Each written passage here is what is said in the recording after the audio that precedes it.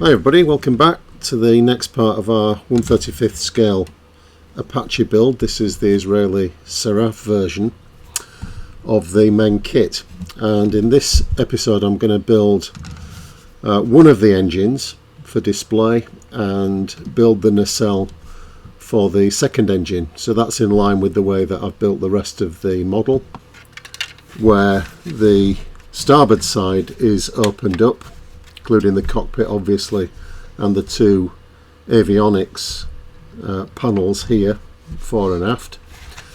The port side closed up completely, so we'll have the nacelle on this side and the open engine on the starboard side.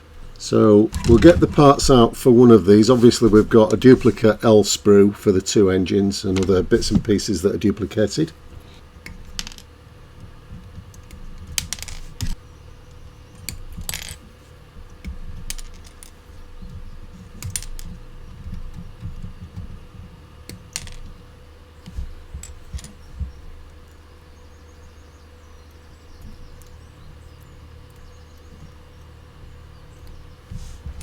There's quite a bit of cleanup to do on these parts, mainly because of the way the sprue gates are attached.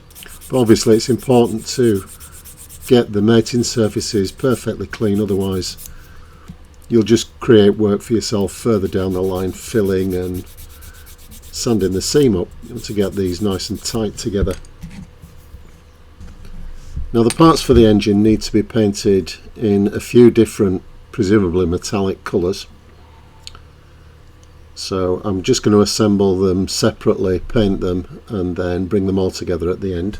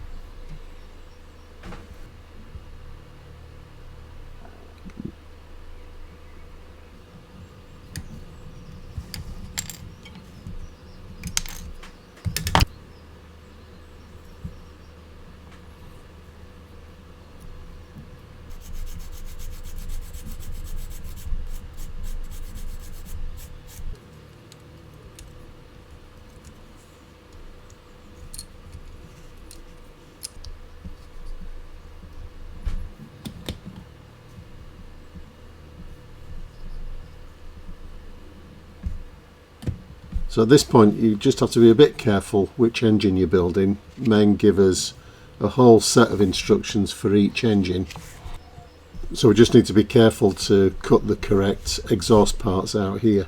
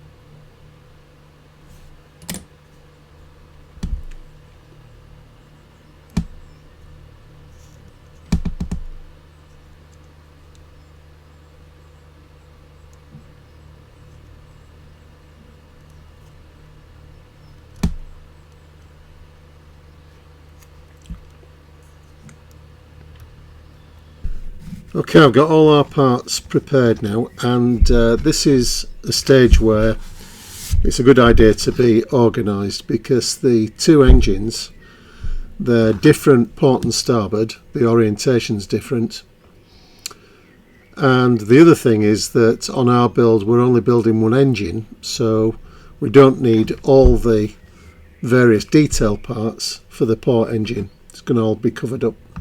So we just need to organise the parts into the different colours, and you can see that there are at least 5 different metallic colours that we're going to be using on these engines.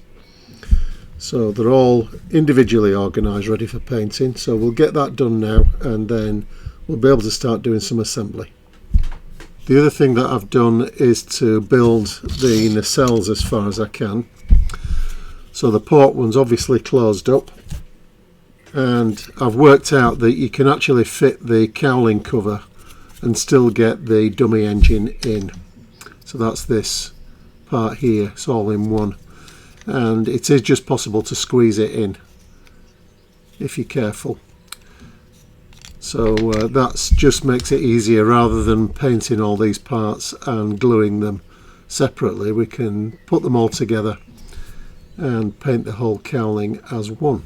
The starboard one, obviously we're going to leave the cowling cover off, so this needs to be all painted separately, and all the interior needs to be done as well on this starboard engine. We've got a special mix for the Apache interior that I've used for the avionics bays, and we'll use that again for the engine bays.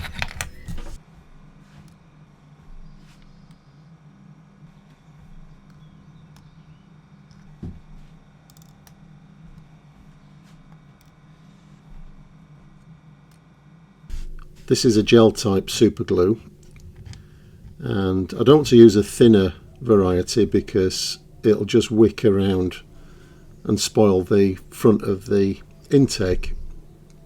We've got a metallic plate inside there that I want to preserve, so the gel's a lot safer for that type of application.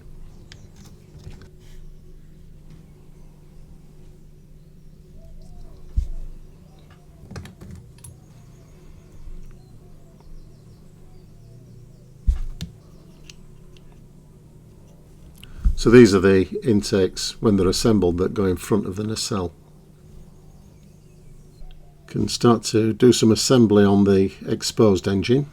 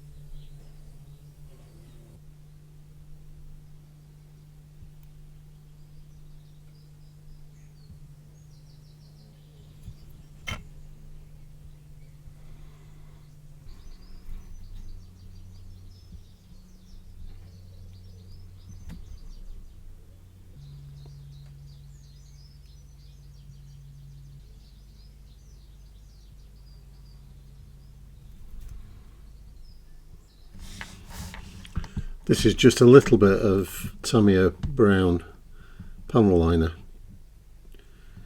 Just pop the detail out a little bit. The brown works really nicely with the metallics, especially the gold.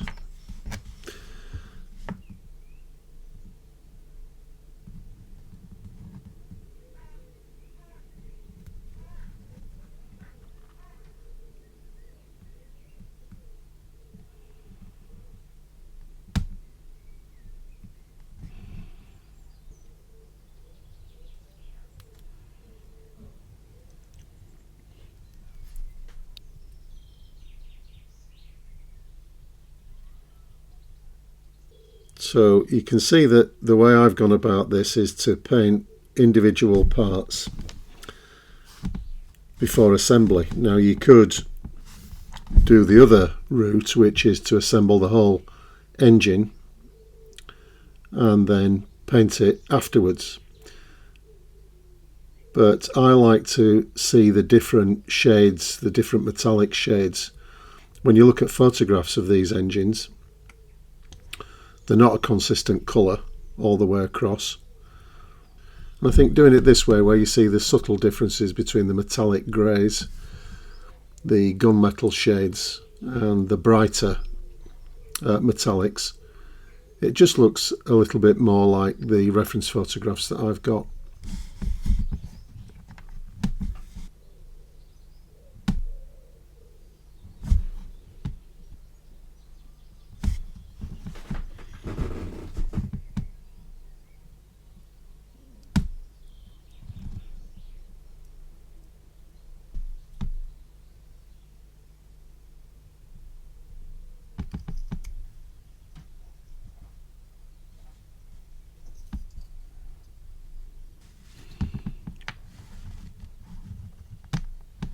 So at this point, with the basic engine put together and painted, we've got some additional cabling to fit to this, some additional detailing that I want to do using some wire. I need to finish off the interior of the nacelle. I've just given this a coat of the interior green, and this needs a bit of a weathering wash, so I'll gloss varnish it, do the weathering, flat it down, and then we can fit the engine.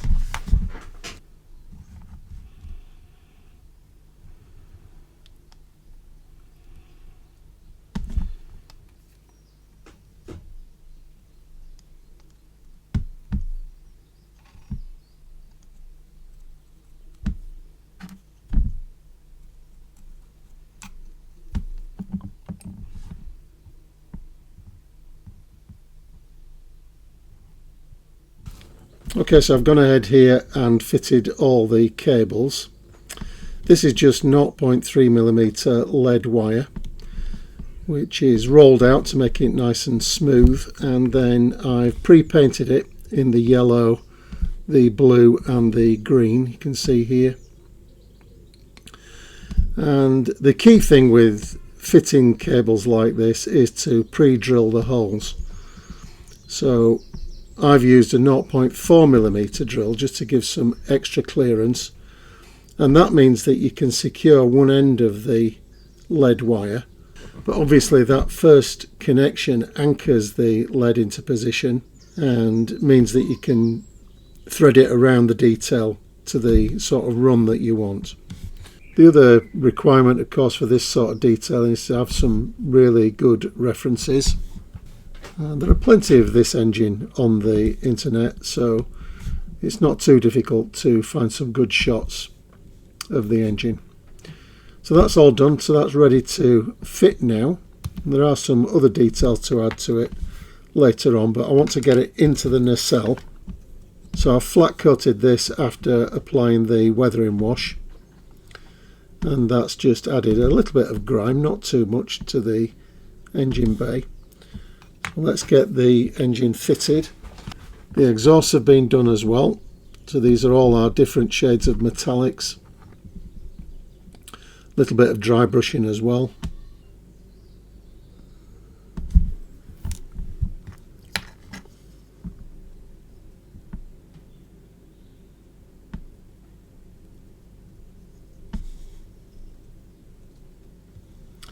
These exhausts are actually quite tricky to align, and it took a lot of fiddling around with them to get them in the right position.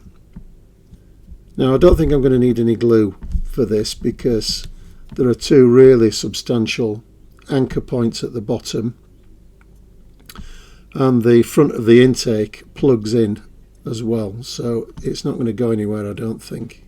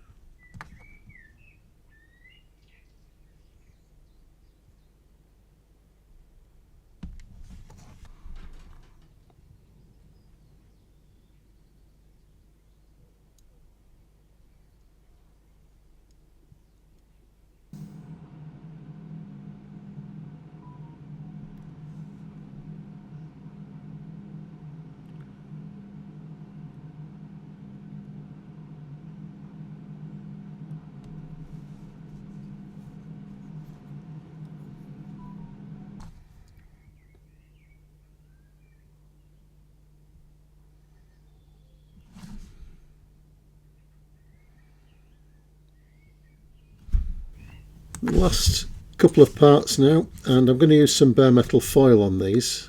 It'll just add a little bit of extra realism to the parts rather than have them painted. So I'm going to be using this product, which is bare metal foil matte aluminium.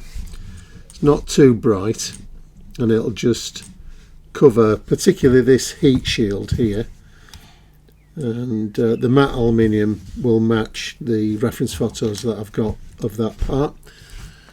This is easy enough to apply. We just need to cut a bit of an oblong shape out, just cut it oversize, because we'll wrap this around and underneath just to get a nice neat edge on it. It's a self-adhesive product, although I understand you can get a kind of a glue from Microscale, I think, that works with this stuff, but I've never found it necessary.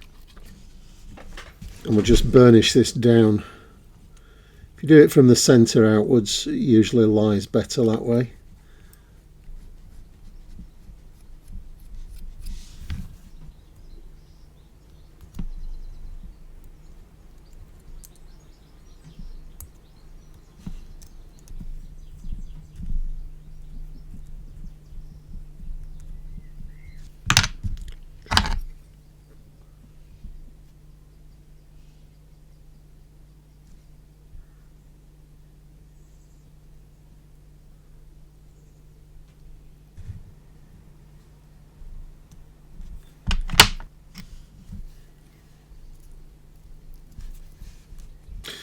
Now with a sharp knife you can run around any detail that you don't want the foil to be on, so I've got a little bracket down at the bottom. I'll just cut that away to reveal the paint underneath.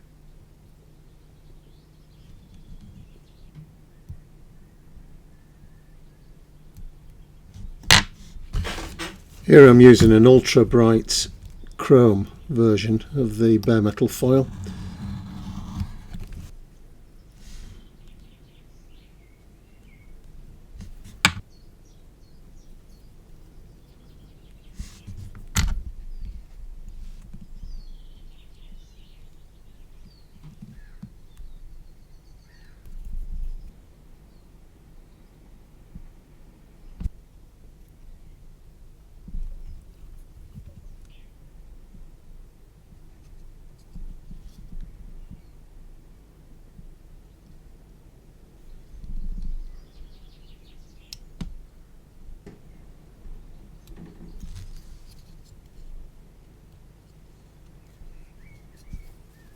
Just adding some decals now, and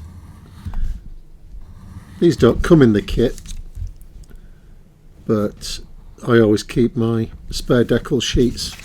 This is actually what's left from the Airfix Jaguar that I just finished, and that required very few of the decals in the sheet, so it's always handy to hang on to these, particularly these which are cartograph made, so they're pretty good quality.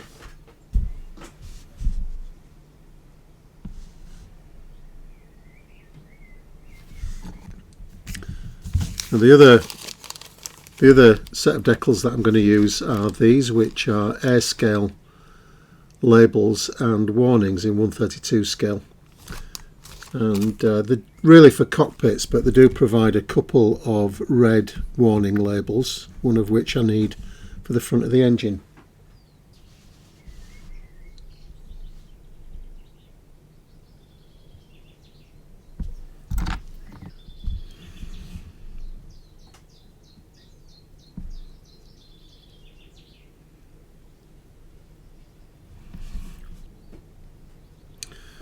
Just temporarily fit these parts to the front. They're going to need a little bit more work when we come and attach the whole assembly to the airframe, rest of the airframe. It's just to give you an idea what they look like when they're fitted.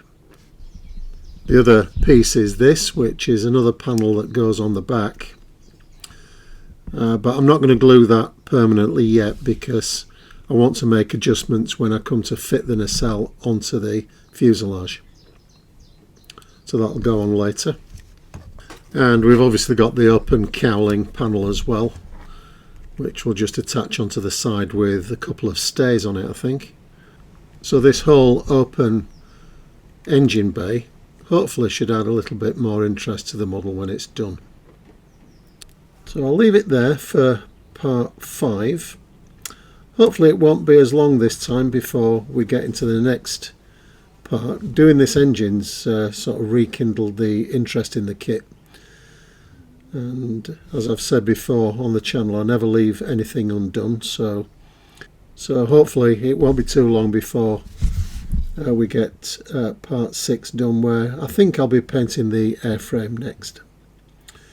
So thanks for looking in on this one, everybody. Hope you've enjoyed it, and in the meantime, look after yourselves, everybody. See you soon. Bye for now.